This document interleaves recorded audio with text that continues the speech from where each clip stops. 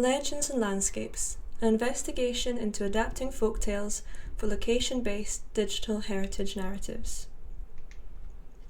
Sitting on the Northumbrian coastline is the small village of Bamborough, which houses a long, rich history. A perhaps lesser-known element of its cultural heritage is an old folktale called the Laidley worm of Spindlestone Heugh. This folktale carries classic elements. A beautiful princess is cursed by her evil stepmother to take the form of a ferocious dragon. Holed up in her lair at Spindlestone Heugh, she is finally saved by her brother, the prince, and together they return to Bamborough Castle to turn the evil queen into a toad in recompense. But the question that I wanted to ask was, how might we reproduce folktales like this digitally in a manner that feels authentic and carries over the folktale's aura? Could digital technologies even represent a new stage in a folktale's development? Some of the complexity of these questions arises from the fact that folktales are more than simply written stories. Traditionally, they are oral performances that adapt and interact with audience and time.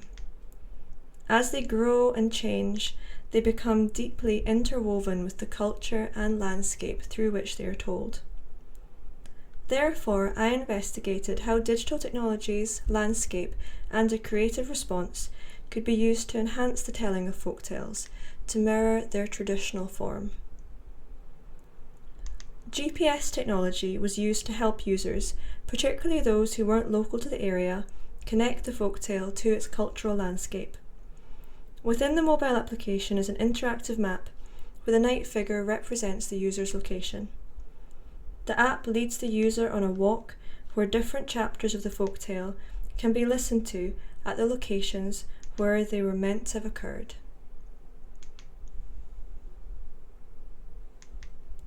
Here's a walkthrough of the app itself.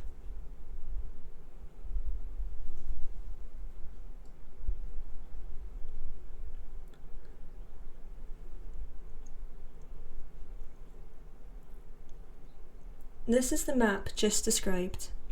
The art style of the app is part of the creative response and is intended to allow the user to feel connected to the past through its medieval manuscript theme.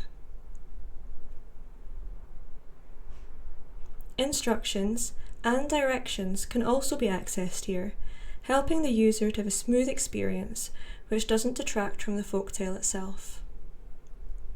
Historical context is available, which, like the story, has audio so it can be listened to as the user explores the landscape, and so helping them to focus on their environment. The site of Bamborough Castle has been continually occupied since the Bronze Age, but the first Anglo-Saxon king was Ida, who.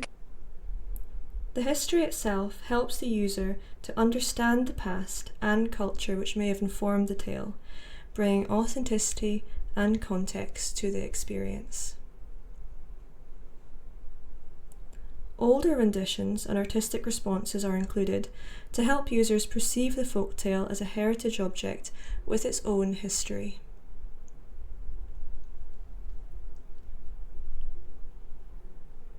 Finally, an interactive digital narrative was written.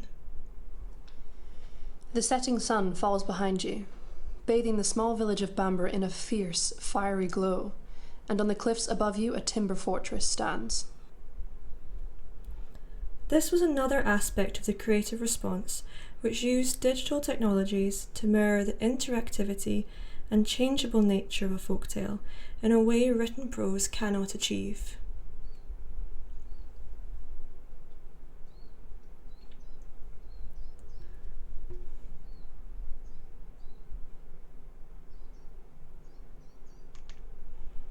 To assess how well this application succeeded in reproducing this folktale in the manner intended, user testing was conducted on-site and an appropriate questionnaire created.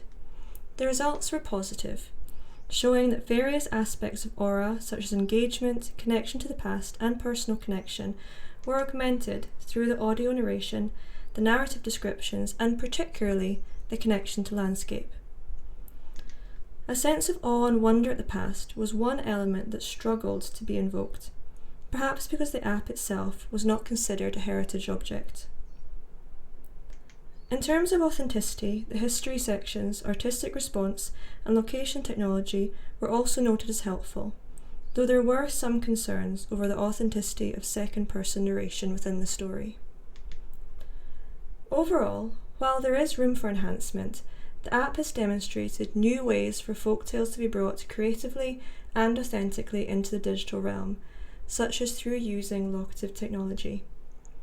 It also highlights that there are exciting avenues for further research, such as how to improve the authenticity of the interactive narrative, and perhaps even the inclusion of augmented reality. Thank you very much for listening.